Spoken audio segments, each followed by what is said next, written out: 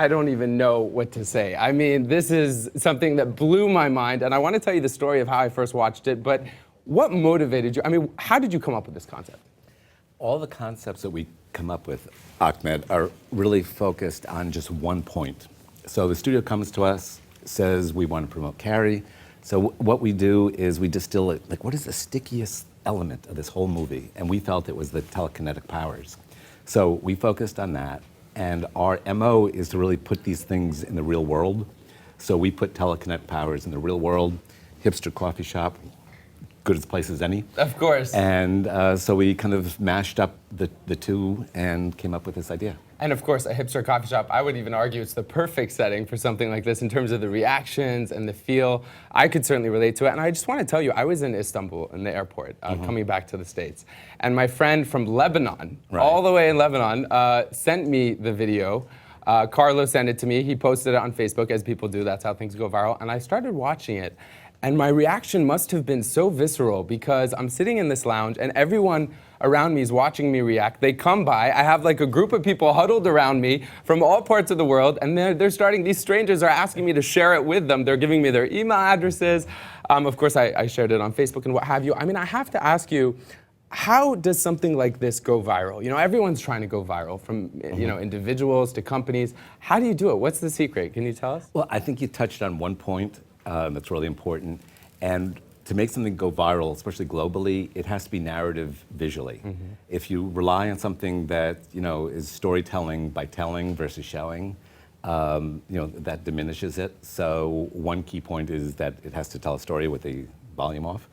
The other thing is, for both SEO purposes as well as stickiness, we really like things that are totally unique, that you've never seen before. And therefore, you know, when you search for it, it comes up top, and you know, nothing is manipulated because you can't find it anywhere else. Of course, I didn't have to search for it. It found me because everyone who saw it wanted to share it with everybody they knew.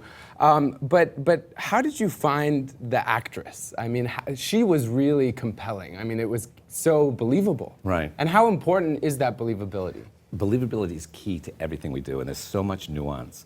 My partner, Michael Krivica, and I, we cast a lot of people, and we had auditions in our office, and we're constantly getting knocks on the door. Is everything okay in there? Because she's screaming. She and all these other girls are screaming. But it's really important, even the way we shoot it.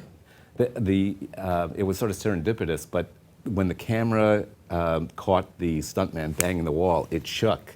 And most people go, oh man, we got to take care of that. We were like, we love this. Yeah, of because course. That's, you know, this real texture that people really like. Polished stuff we don't like because it distances you. So to make something go viral, I mean, sometimes we shoot a video with an iPhone. You know, sometimes our lunch is more expensive than the camera. Right.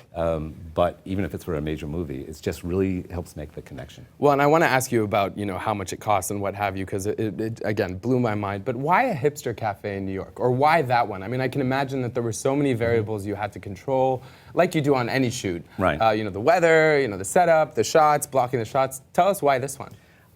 Two reasons. One was aesthetic and one was technical. Aesthetically, we sort of wanted this iconic village, New York kind of look, brick walls, and you know, a little funky because it was consistent with the demographics.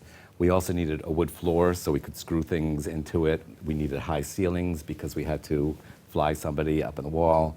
We needed a big kitchen downstairs to hide a control room, and we needed a guy who was cool, who ran the place, that wouldn't give us crap for messing up his place. Of course. So he was cool about it. He was cool. So you also, in the full-length clip, as we showed you, you know, we did excerpts, you give the big reveal at the beginning. So as I was watching it, I knew what would unfold, but I was still horrified, so to speak. And you know, I was in on the joke, it felt like, which made it all the more intimate for me, I think. Was that intentional? I mean, why have the big reveal at the beginning? That's also very key to our approach. And we've done it with a lot of projects. We've done it with, I don't know if you saw the viral video we did with Chronicle, with these flying people around New York City. Oh, I did. That was amazing. That I didn't. Oh, wow. Yeah, we did that. What haven't you done that I've seen? I don't know. We're selective, but we've done a lot. Yeah, no, I hear.